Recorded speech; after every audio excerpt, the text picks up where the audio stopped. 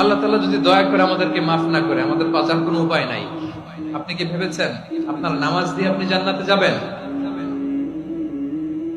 আপনি তাহাজ্জুদ গুজার, সেজদা দিতে দিতে কপালে দাগ ফেলেছেন, এটা আপনারা জান্নাতে নেবে না। আপনি এলাকার সবচেয়ে বড় হাতেম তাই দানশীল, এই দানের ভরসায় বসে আছেন। আমাদের নামাজ, আমাদের রোজা, আমাদের ইবাদত, এগুলোকে মিজানের পাল্লায় উঠালে কোনো ওজনই হবে না। তবে আমাদের একটা কৌশল জানা আছে, আমরা আল্লাহর রহমতের ভিখারি। আমরা সেদিন আগেই গুনার স্বীকৃতি দিয়ে দেব। আমরা বলবো, আল্লাহ তুমি প্রশ্ন করার আগে তোমার একটা কথা বলি, আমারে কিছু জিজ্ঞেস করো না, আমি সব করেছি।